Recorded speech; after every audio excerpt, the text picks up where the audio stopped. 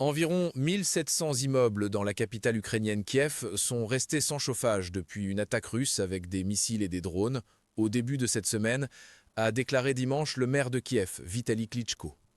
Moscou a considérablement intensifié les bombardements du système énergétique de l'Ukraine depuis qu'elle a envahi son voisin en 2022.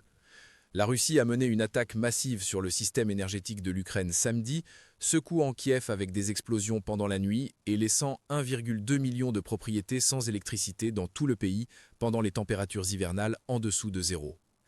Les principales cibles de la Russie sont maintenant notre secteur énergétique, les infrastructures critiques et les bâtiments résidentiels, a déclaré le président ukrainien Volodymyr Zelensky sur X. Cette semaine seulement, il a déclaré que la Russie avait lancé plus de 1700 drones d'attaque, plus de 1380 bombes aériennes guidées et 69 missiles en Ukraine.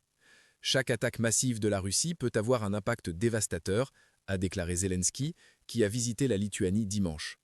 Nous travaillons avec chaque dirigeant pour renforcer l'Ukraine.